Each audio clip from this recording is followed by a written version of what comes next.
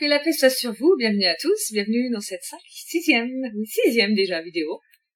Plus qu'un toit, un véritable soi. Je vais parler de quelque chose de fondamental, un besoin qui est le besoin de se loger. Au-delà du logement, des murs, un toit, c'est un véritable soi, le logement, puisqu'il participe à la construction symbolique du sujet, je vais vous dire. Encore Dieu, du haut de cette cieux au plus près de nous, nous en parle, oui. Dans Surat Nur, la lumière, verset 28. فَإِن لَمْ تَجِدُوا فِيهَا أَحَدًا فَلَا تَدْخُلُوهَا حَتَّى يُؤْذَنَ لَكُمْ وَإِن قِيلَ لَكُمُ ارْجِعُوا فَارْجِعُوا هُوَ أَزْكَى لَكُمْ وَاللَّهُ بِمَا تَعْمَلُونَ عَلِيمٌ. Pardon. Alors dans ce verset, je vous laisse lire la traduction.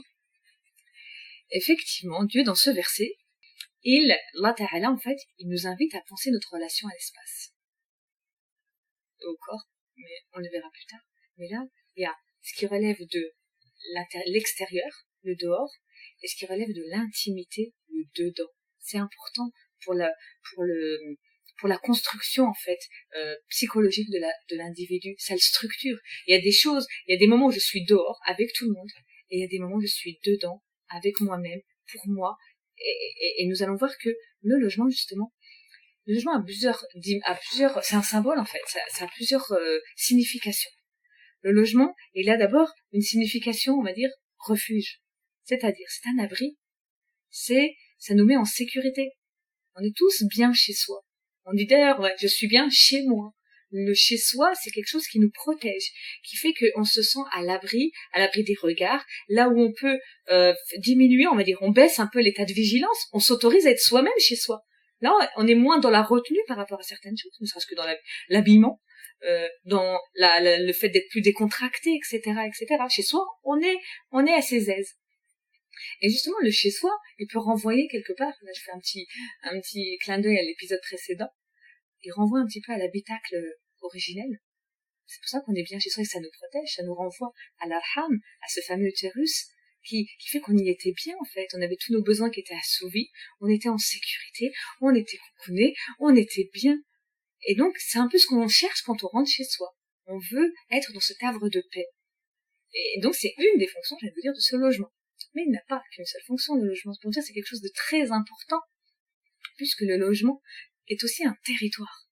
Qu'est-ce que ça dit un territoire? Ça dit que dans cet endroit, qui est le mien, eh ben, c'est moi qui en suis le maître. C'est moi qui suis le maître des lieux. J'exerce mon pouvoir, mon autorité sur ce lieu-là. Autrement dit, c'est moi qui décide qui y rentre, qui en sort. Et ça vous rappelle rien simple. Vous savez, il y a un hadith du prophète sallallahu alayhi wa sallam qui nous dit que quand on est chez une personne et que vient alors la prière, qui dirige la prière? Celui qui est le plus savant? Celui qui connaît le plus de versets? Celui qui est spécialiste en fiqh, en sharia? Non, c'est celui qui est le maître des lieux. Regardez, il peut être un premier des ignorants, mais quand il est chez lui, c'est lui le maître. Donc ça dit bien que chez soi, on a le plein pouvoir. Et d'ailleurs, par rapport à la prière, si quelqu'un, donc de savant, veut diriger la prière, il doit demander la permission, en fait. Le maître des lieux doit lui donner l'autorisation de pouvoir prier, en fait, de diriger la prière. Chez moi, c'est mon territoire, c'est moi qui en suis le maître. Ça dit des choses. C'est dans le respect, en fait, dans l'intégrité, en fait, physique, psychique de la personne. C'est très important. Et d'ailleurs, regardez dans le verset que je vous ai lu, justement, Dieu nous dit que quand quelqu'un vient chez vous, et que il demande à rentrer chez vous, et que vous lui dites, retourne chez toi, irgir, voilà, l'impératif, là, c'est pas, oui, s'il te plaît, pourrais-tu, non, irgir, retourne, qu'est-ce qu'il dit, Dieu? Qu'est-ce qu'il nous dit juste après? Fargir, regardez le fa. Le fa, généralement, dans le Coran, quand il y a le fa, c'est instantané. On va pas chercher, il n'y a pas thumma, c'est pas les étapes. C'est fa. Donc c'est, on t'a dit, retourne, exécute, et cherche pas à comprendre. Irji'u, farji'u. Et donc c'est vraiment ce côté, l'intimité. Là, quand quelqu'un vient chez vous, il est en train de pénétrer dans votre intimité. Donc, vous en avez, c'est vous qui autorisez ou pas. Ouvrez la barrière, ou pas. Ouvrez la porte, ou pas. C'est important, cette dimension-là, de structurer les choses. Troisième fonction importante du logement, c'est sa fameuse image de soi. Effectivement. Honnêtement, il suffit que je rentre chez vous, et je peux vous dire que j'en saurais plus sur vous, que si j'avais tenu une discussion de je ne sais combien d'heures j'en saurai énormément, beaucoup plus sur vous en regardant votre intérieur qu'en discutant avec vous. Pourquoi? Je saurai les couleurs que vous aimez, les objets que vous décidez d'exposer, votre rapport par rapport aux soins ou à la négligence de votre intérieur. Ça va me dire des choses. C'est là que j'ai envie de faire le parallèle avec l'intérieur immobilier, on va dire, et l'intérieur psychologique. Mon intérieur, on dit l'intérieur pour parler de chez soi, on dit mon intérieur, mais le parallèle, c'est la même chose. C'est ce que dit d'ailleurs Françoise Lugassi, qui a beaucoup travaillé sur cette dimension psychologique du logement, et qui dit elle dit cette phrase que j'aime beaucoup, votre logement est votre plus grand corps. C'est un prolongement. Et j'aime faire ce parallèle, il m'arrive de faire ce parallèle avec des gens quand on travaille sur l'estime de soi. Et leur faire comprendre, en fait, quand leur intégrité psychologique a été violentée, en fait, ils n'ont pas su mettre des barrières. Et ben, genre, il m'arrive d'employer cette image, je leur dis, mais c'est comme si, chez vous, quelqu'un rentrait, et défonçait la porte, et il faisait ce qu'il voulait chez vous. Il s'assied là où il veut, il se balade là où il veut, etc. Il ouvre le placard, il va ce qu'il fouille, etc. C'est exactement la même chose. Ça, on n'accepterait pas, c'est une violation, c'est une atteinte. Il suffit d'ailleurs, on le voit bien, des fois, on se retrouve avec des personnes à la maison qui se sont invitées, on se sent plus ou moins violenté c'est une effraction qui est faite dans notre intégrité. Et c'est important. Effectivement, on confond le dedans et le fait de dire farji'u, irji'a farji'u, avec l'hospitalité. Non. L'hospitalité, c'est quand moi, je décide d'accueillir quelqu'un. Et là, oui, je me dois de faire tout ce qu'il faut, un peu à l'image de Sidna Ibrahim alayhi salam quand il a accueilli les 2 anges, enfin, il savait pas que c'était 2 anges, mais les 2 hommes qui lui annoncent la bonne nouvelle de l'enfantement, d'ailleurs, c'est nos anciennes vidéos. Qu'est-ce qu'il leur envoie? Qu'est-ce qu'il leur ramène?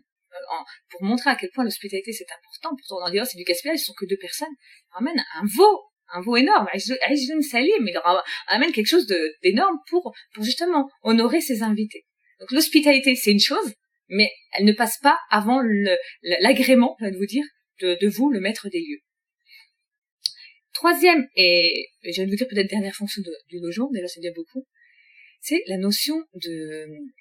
En fait, le logement, c'est quand même c'est un espace de protection par rapport à notre intimité. C'est là où on va effectuer tout ce qui est en lien avec les soins du corps, où on va se purifier, se laver, etc. Et donc là, on touche vraiment à notre identité, on touche à notre intégrité morale et physique. Et donc là, c'est très important de comprendre que le logement, c'est quelque chose qui... Comment je pourrais vous le dire? Oui, il y a beaucoup d'études qui ont été faites justement par rapport à ces personnes qui n'ont pas de logement. Ces gens qu'on appelle, avec du mépris parfois, ces SDF, ces personnes sans logement fixe. Et on fait le lien avec justement leur intégrité psychologique. Et beaucoup d'études ont montré c'était forcément qu'elle a atteint cette intégrité. Forcément, puisque ça structure. Regardez comment Dieu, il structure les choses. Il y a le dehors, tout le monde, le chalet, en fait, la rue, la société de la rue. Et dans cette rue, alors, il y a un moment pour vous, votre intimité, votre endroit à vous, où là, vous pouvez vous autoriser à être vous-même, où là, vous êtes le maître des lieux, où là, en fait, ça permet, même si dehors, en fait, je suis dans la retenue, ou dehors, je sens que je suis pas le maître des lieux, je suis un simple exécutant, on va dire, et ben, chez moi, le fait de pouvoir retrouver possession de tout ça fait que psychologiquement, je suis équilibrée. J'aimerais, en fait, élargir cette réflexion du logement, de l'intimité et de l'extimité, comme on dit certains psychologues, à quelque chose qu'on connaît en fait, le téléphone. Le téléphone, c'est quoi le téléphone? Des fois c'est une intégrité en fait. Peut-être pas, j'exagère, peut-être pas psychologique, mais c'est une intégrité. Vous êtes avec quelqu'un, il y a le téléphone qui sonne, c'est comme si quelqu'un s'invitait là avec vous. Irji'a. Vous avez de lui dire Irji'a, pas Farji'a. Et c'est quoi le Irji'a? C'est le répondeur. Et on pourrait élargir encore plus. On pourrait par rapport aux réseaux sociaux. Regardez la barrière intimité et extimité, elle devrait être claire en fait. Mais dans les réseaux sociaux, elle l'est plus. On montre son intérieur, on se montre soi-même, on ose en fait, on a dépassé en fait un certain nombre de barrières qui nous protègent plus en fait. C'est ça qui est... Là, Dieu, encore une fois, rappelez-vous, il est bienveillant avec nous. Ce qu'il nous donne, c'est des billes pour comprendre que c'est dans notre intérêt en fait de nous protéger. Allez demander aux gens qui se sentent vraiment violés dans leur intimité, quand quelqu'un, par exemple, fait effraction chez eux, et pareil dans les réseaux sociaux.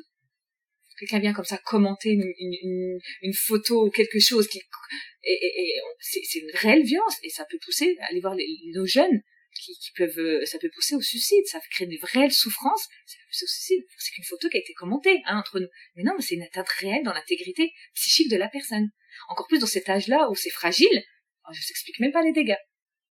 Donc il faut savoir, à nous, surtout avec ces nouveaux outils, on fait pas forcément le parallèle, en fait.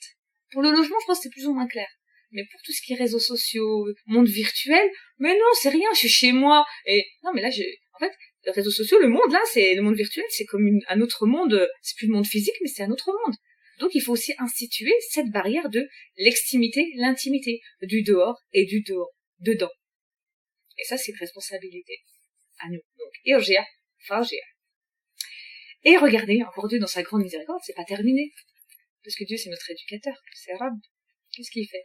Il nous donne encore une autre manière, en fait, de pouvoir éduquer à l'intimité. Ça s'éduque, ça s'apprend. Et quand est-ce que ça s'apprend? À votre avis, vous avez compris, enfin, je crois, à l'enfance. C'est là qu'on apprend à cette barrière, en fait, ce rapport au corps, cette aura, etc., ce rapport, ces parties intimes, ces choses qui ne regardent que nous, que personne ne doit regarder, que personne ne doit toucher. C'est pas adulte qu'on va apprendre ça. Si on l'a pas appris enfant, on va l'apprendre. Mais mieux, c'est inculquer à son enfant, plus vite il va mettre ça en place, et plus vite ça va devenir pour lui une seconde nature.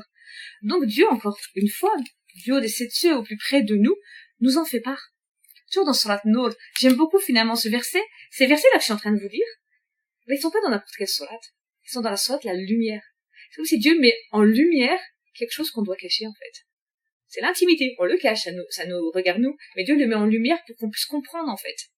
Et vraiment c'est un mémotechnique en fait, j'ai envie de dire, de tous ces versets en lien avec le dedans, le dehors, on les retrouve dans Surat Nour.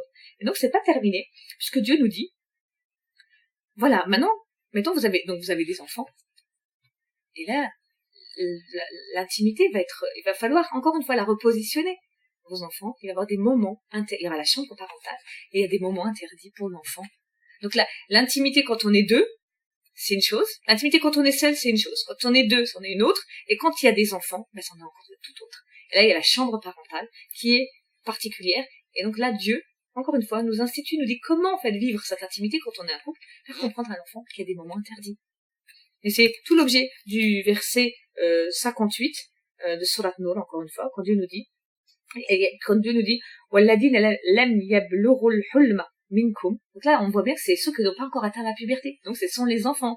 Donc, on en déduit que c'est une éducation très tôt qu'il faut donner à son enfant, pas attendre la puberté. Donc, c'est enfant, quand il est jeune âge, qu'on doit lui comprendre que non, il y a des moments interdits. La chambre de papa et maman, tu n'y entres pas. Quand? Avant le Fajr, après le Dohor, et après la Isha. C'est bon, c'est 3 moments interdits où là, l'enfant, il comprend, puisqu'il est à cette phase-là de son développement, il est dans une phase d'imitation, de mimétisme, donc si mes parents me font comprendre que eux ils ont leur intimité, forcément moi je vais comprendre aussi que j'ai la mienne. Et donc c'est simple. Et regardez Dieu aussi dans le verset, il nous parle le fait que pendant ces moments interdits, pourquoi c'est interdit? Parce qu'on se dévêtit. Donc c'est des moments où finalement on s'autorise encore plus à être soi-même. On peut en déduire plein de choses de ça. C'est-à-dire déjà quand on est avec son enfant, il y a quand même encore une petite retenue à avoir en fait. Et Dieu il sait qu'on a quand même besoin de souffler. Donc il nous dit vous dans votre chambre parentale, faites ce que vous voulez. Donc encore ça aussi c'est important. Et donc de comprendre aussi l'enfant. Donc tout si t'as ton intimité, tu le fais dans ton espace. Et du respect en fait. Autrement dit c'est du respect, puisque l'espace familial, le logement, est un espace de vie. C'est une mise en scène théâtrale, j'ai envie de vous dire. C'est des va-et-vient, c'est chacun est soi-même, papa, maman, les enfants, etc. Donc c'est des pièces théâtrales. Et des fois je vous dis c'est des chefs-d'œuvre parfois ce qui s'y passe. Donc honnêtement c'est une manière d'éduquer son enfant à petit à comprendre qu'il y a un dedans et de dehors. Et ça c'est structurant psychologiquement. Et regardez la pédagogie divine, parce qu'il nous le dit de manière là, élargie, un verset. Et après, il nous prend par la main, Dieu, et il nous dit, voilà, maintenant, apprenez-le d'abord à vos enfants dans leur foyer, parce que quel meilleur endroit pour apprendre les premiers enseignements de la vie que dans l'espace familial. Donc tu vas apprendre l'intimité dans ta famille, et ensuite tu vas l'élargir dans la société. Et c'est pas fini encore une fois, puisque Dieu encore, vous savez, c'est comme une approche scalaire, il zoome. Donc il y avait la société, l'espace familial, maintenant l'intimité dans la chambre parentale, et là on rentre dans le lit conjugal. Et là on est dans le cœur de l'intimité, j'ai envie de dire le point d'orgue de l'intimité par excellence. Donc dans Surat Nisa, le fameux verset 34, où Dieu nous dit وَهْجُرُوهُنَّ فِي الْمَضَاجِعِ. Regardez comme Dieu, là le petit adjectif il est important, la préposition elle est importante. وَهَجُرُوهُنَّ فِي الْمَضَاجِعِ. Dieu n'a pas dit وَهَجُرُوهُنَّ مِنَ الْمَضَاجِعِ. Donc là, il y a cette idée, en fait, que le lit conjugal, c'est quelque chose d'important dans lequel on doit rester. Et que mina, ça veut dire et quitter le lit conjugal. Non, et éloignez-vous en fait dans le lit conjugal. Restez dans le lit conjugal, mais montrez que voilà, c'est plus trop la fusion. Donc c'est toute une référence que j'ai envie de faire avec vous au sujet du lit conjugal. Et le lit conjugal, pour moi, et je dois pas être la seule à le dire, hein, c'est un révélateur en fait du couple, de l'état du couple. Dites-moi comment vous dormez et je dirai comment va votre couple. C'est un peu ça.